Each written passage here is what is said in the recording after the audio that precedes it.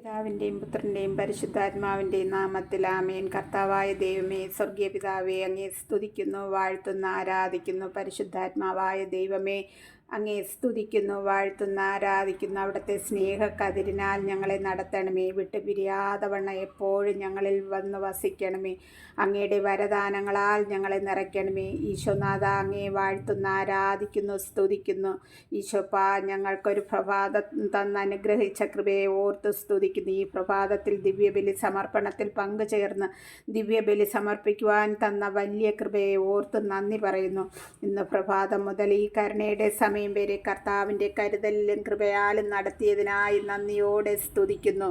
ഇന്ന് ഞങ്ങൾക്ക് ആവശ്യമായത് സകലതും തന്ന് അനുഗ്രഹിച്ചതിനെ ഓർക്കുന്നപ്പാ.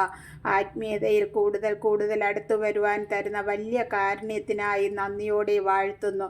ഈ കരുണയുടെ സമയം ഞങ്ങളെയും ഞങ്ങളുടെ കുഞ്ഞുങ്ങളെയും ഞങ്ങളുടെ പ്രിയപ്പെട്ടവരെയും സ്നേഹിതരെയും അയൽക്കാരെയും ഉപകാരികളെയും ഞാൻ ഓർക്കുന്നവരെയും പ്രാർത്ഥനാ സഹായം ആവശ്യപ്പെട്ടവരെയും അവരുടെ കുടുംബങ്ങളെയും രോഗത്താലും വേദനയാലും കഴിയുന്നവരെയും പഠനാവശ്യത്തിനായി സാമ്പത്തിക ബുദ്ധിമുട്ടുകൾ അനുഭവിക്കുന്നവരെയും വിട്ടുമാറാത്ത രോഗങ്ങൾ മാറിക്കിട്ടണമേ എന്ന് ആഗ്രഹിക്കുന്നവരെയും വിവിധ ആവശ്യങ്ങളെ ഓർത്ത് വേദനിക്കുന്നവരെയും ഇപ്പോൾ വറ്റാത്ത കടൽ പോലെ ഒഴുകുന്ന ഈശോയുടെ ഹൃദയത്തിൽ നിന്ന് വരുന്ന ആ കാരുണ്യത്തിനായി സമർപ്പിക്കുന്നു.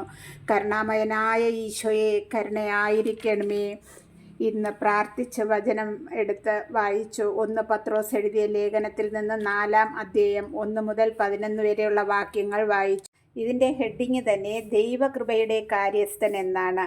അപ്പോൾ കർത്താവ് കാര്യസ്ഥനാണ്.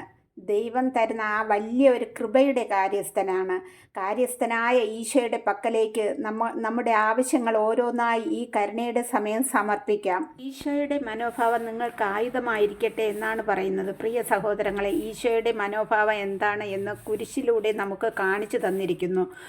ആ ഭാരമേറിയ കുരിശ് ചുമന്ന് ശത്രുക്കളുടെ ചാട്ടവാറിൻ്റെ അടിയും ആണികളാൽ തറച്ചതും കുന്തം കൊണ്ട് കുത്തേറ്റിട്ടും അതേ പാപികളായ നാം ഓരോരുത്തർക്ക് വേണ്ടിയും സ്വന്തം ജീവൻ നൽകി ആ വലിയ സഹനത്തിൽ കൂടിയുള്ള സ്നേഹം എന്ന മനോഭാവം നമുക്ക് കാണിച്ചു തന്നിരിക്കുകയാണ്. ഈ സ്നേഹം നമ്മൾ ഓർക്കണം. 8-ാമത്തെ വാക്കിൽ പറയുന്നു, സർവോപരി നിങ്ങൾക്ക് പരസ്പര സ്നേഹം ഉണ്ടായിരിക്കട്ടെ.